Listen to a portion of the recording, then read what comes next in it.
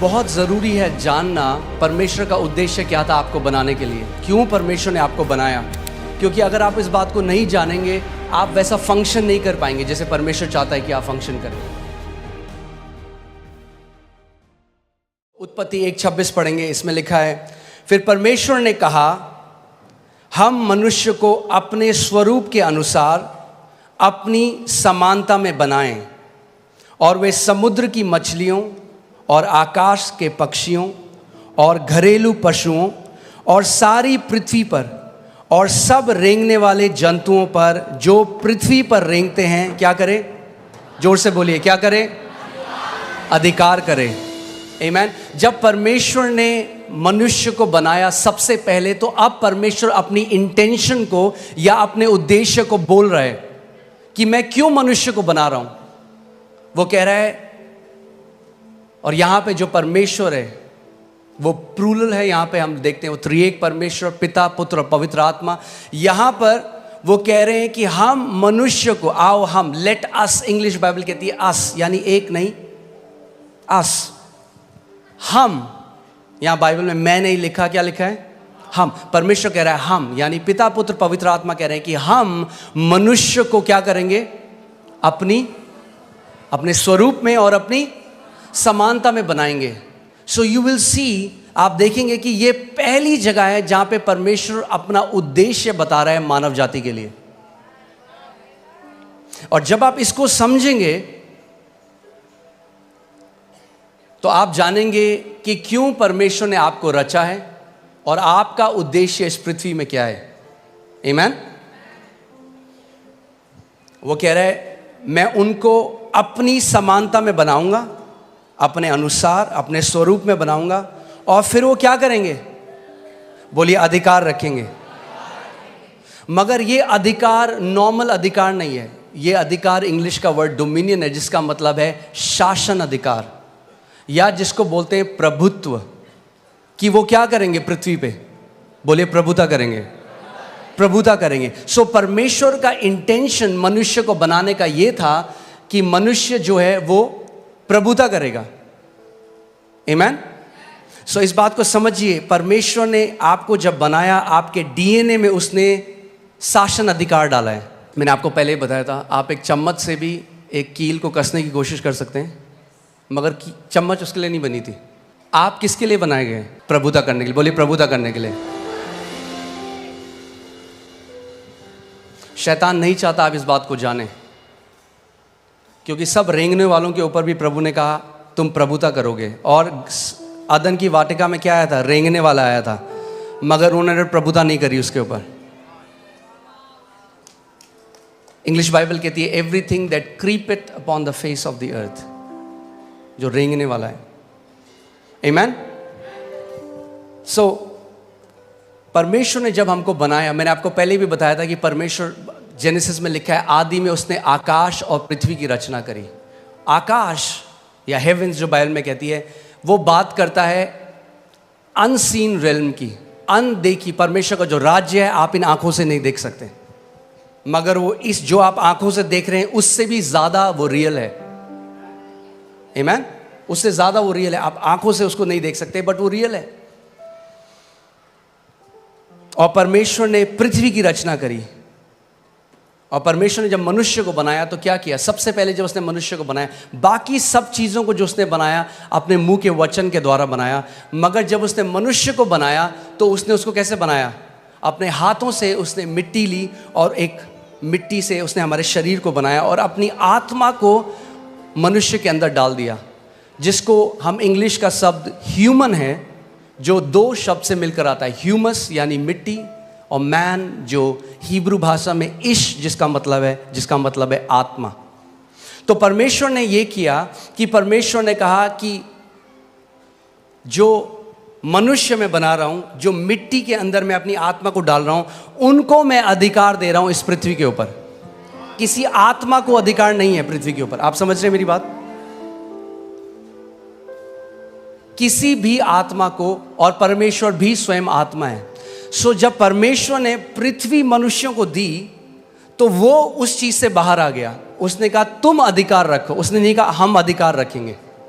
उसने कहा तुम अधिकार रखो। आज लोग बोलते हैं अजी परमेश्वर तो सब चीज़ जी उसकी मर्जी के बिना तो पत्ता भी नहीं हिलता, सब चीज़ तो परमेश्वर कंट्रोल कर रहा है। मैं आपसे एक सवाल करता हूँ, क्या परमेश्वर आपको कंट्रोल कर रहा है? आप कंट्रोल हुए आज तक परमेश्वर से? और अगर हम परमेश्वर के कंट्रोल में नहीं है तो कैसे हम कह रहे हैं बाकी सब कुछ वो कंट्रोल कर रहा है? जैसे वो आपको कंट्रोल नहीं कर रहा वैसे वो किसी को भी कंट्रोल नहीं कर रहा। अगर परमेश्वर कंट्रोल करना चाहता तो मनुष्य को शासन अधिकार देता ही नहीं। उसने शासन अधिकार इसीलिए दिया, उसने बोला तुम कंट्रोल करो पृथ्वी को, मैं तुम्हें अधिकार दे रहा हूं। आमीन। कहेंगे ये जानना क्यों जरूरी है? ये जानना बहुत जरूरी है। अगर ये आप नहीं जानेंगे, यद्यपि आप पुत्र हैं, एक दास की तरह जीवन को जिएंगे। जो मसीह यीशु ने हमारे लिए मिराज छोड़ी है, जो इतनी महान है, इतनी ग्रेट है, आप कभी उस तक पहुंच नहीं पाएंगे। आमीन। इसीलिए हमें जानना है कि क्यों परमेश्वर ने हमें बनाया, हमारी सृष्टि करी और कैसे हम उस अधिकार में चल सकते हैं। आमीन। सो परमेश्वर ने आदम को बनाया, मगर सबसे पहले हमें देखना है कि आदम को परमेश्वर ने क्या बनाया था।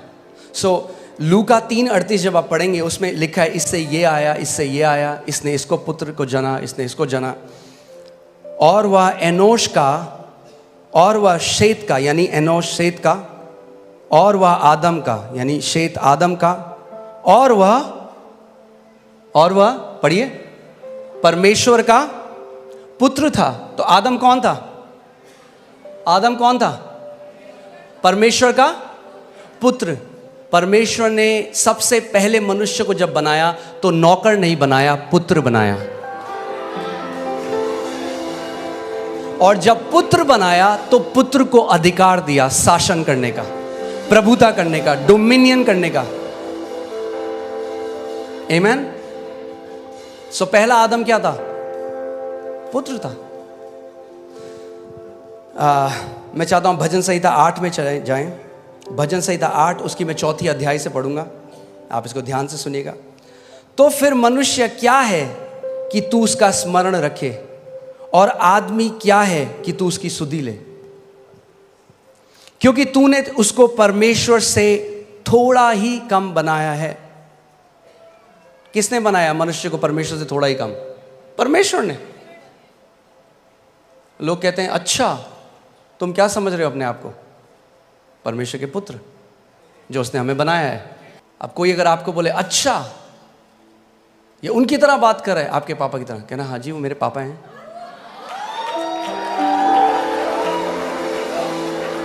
आमीन। मैं इसको दोबारा पढ़ता हूं, ध्यान से सुनिए। तो फिर मनुष्य क्या है कि तू उसका स्मरण रखे, और आदमी क्या है कि तू उसकी सुधि ले, क्योंकि तूने उसको परमेश्वर से थोड़ा ही कम बनाया है। थोड़ा ही कम बनाया है। आमीन। हालेलुया। और महिमा और प्रताप का मुकुट उसके सिर पर रखा है। क्या किया परमेश्वर ने? महिमा और प्रताप का मुकुट मनुष्य के सर पे रखा है। ये था जो परमेश्वर ने हमें बनाया था। मगर देखिए हम कहां से कहां गिर गए। आमीन। कई लोग कहते हैं हम बंदर से आए हैं। अब उनका मुझे नहीं पता, हम तो परमेश्वर से आए हैं। हम जू से नहीं, हम स्वर्ग से आए हैं। आमीन। हालेलुया। अब देखिए उसके बाद परमेश्वर ने क्या किया। तूने उसे अपने हाथों के कार्यों पर क्या दी है? क्या दी है? बाइबल कह रही है, ये मैंने नहीं लिखा, आपकी बाइबल में भी है कि परमेश्वर ने जब मनुष्य को बनाया तो उसको अपने कामों, अपने हाथों के कामों के ऊपर क्या दी है? प्रभुता दी है। परमेश्वर ने दी है। और ये जो शासन अधिकार था ये आदम ने खो दिया जब पाप बगीचे में आया, जब उसने परमेश्वर की आज्ञा को ना माना, जब उसने उस फल को खा लिया। और आदम के अंदर से जो वो डीएनए था रेन, रूल एंड रेन करने का, वो जो डीएनए था प्रभुता करने का, वो खत्म हो गया और वो एक दास की तरह जीने लग गया। और जब प्रभु यीशु मसीह आया तो जो पुत्र था, ध्यान से सुनिएगा, जो पुत्र था उसने पुत्र का अधिकार खो दिया। सुन रहे हैं आप? मगर जब प्रभु यीशु मसीह आया तो सबसे पहले उसने हमें क्या दिया जब हम यीशु को ग्रहण करते हैं? यूहन्ना 1:12 लगाइए और मैं चाहता हूं हम सब साथ मिलकर इसको पढ़ेंगे। रेडी हैं आप लोग? यूहन्ना 1:12 देखते हैं बाइबल क्या कहती है। परंतु जितनों ने उसे ग्रहण किया उसने उन्हें परमेश्वर की संतान होने का अधिकार वापस दे दिया।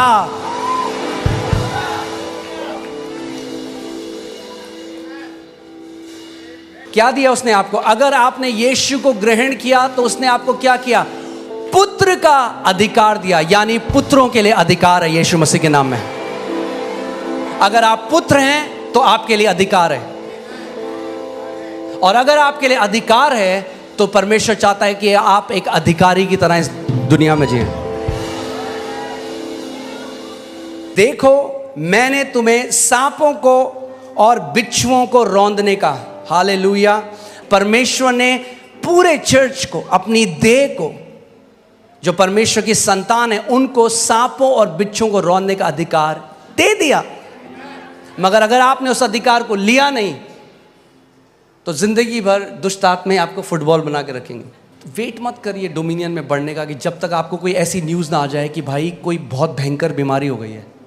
अगर हम जुखाम में प्रभुता नहीं कर पाए, छोटे से सरदर्द में प्रभुता नहीं कर पाए, तो बड़े में भी नहीं कर पाएंगे। छोटे से शुरू करना शुरू करिए। छोटा सा पेट में दर्द होता है, जब भी कोई बीमारी आती है ना, उससे पहले बोलते हैं प्रिलिमिनरी, क्या बोलते हैं, ऐसे कुछ बोलते हैं, सिम्टम या लक्षण आते हैं। पहले आपको पता लग जाता है कि बुखार आने वाला है, आप कहेंगे मुझे थोड़ा हरारत हो रही है। वो हरारत है टाइम अधिकार लेने का। वेट मत करो जब 104 हो जाए बुखार होता, बोलो ओ प्रभु तेरे कोड़े खाने से।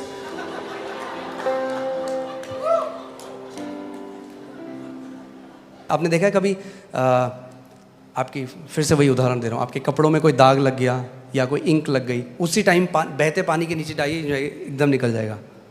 उसको छोड़ दीजिए 2 हफ्ते, अब आप रगड़ने, अब बोले यीशु के नाम में, यीशु के नाम में। अगर जैसे ही लक्षण लगे खड़े हो जाओ, बोलो in the name of Jesus, शैतान मैं तुझे अनुमति नहीं देता मेरे शरीर को छूने की। You will not touch my body in Jesus name, out of my body. Amen. उस समय अधिकार लो। अरे पास्टर ज्यादा कुछ नहीं, थोड़ा सा थायराइड है, हाँ ठीक है रख लो फिर, थोड़ा सा खाते रहो दवाइयां पूरे साथ। मैं आपको कंडेम नहीं कर रहा हूं, प्लीज मेरा हार्ट समझिए। क्यों रखो थोड़ा सा भाई? मैं बोलूं मैंने आपके लिए बहुत बढ़िया केक बनाया, थोड़ा सा जहर डाला इसमें, थोड़ा सा खा लो। खाओगे आप वो? बोलो थोड़ा सा नहीं चलता।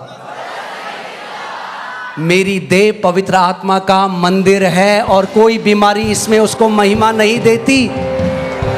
आप जानते हैं आदन के बगीचे में एक सांप आया था ईव के पास, आज भी आता है आपके पास, मगर अब प्रभु यीशु मसीह ने आपको सांपों को और बिच्छुओं को रौंदने का अधिकार दिया है।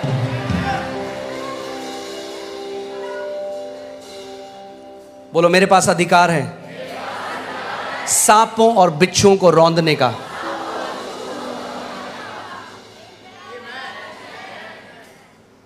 आगे बढ़ते हैं। और शत्रु की सारी सामर्थ पर अधिकार दिया है। शत्रु की सारी सामर्थ पर अधिकार दिया है। फिर से बोलता हूं, शत्रु की सारी सामर्थ पर अधिकार दिया है। शत्रु की सारी सामर्थ पर अधिकार दिया है। शत्रु की सारी सामर्थ पर अधिकार दिया है।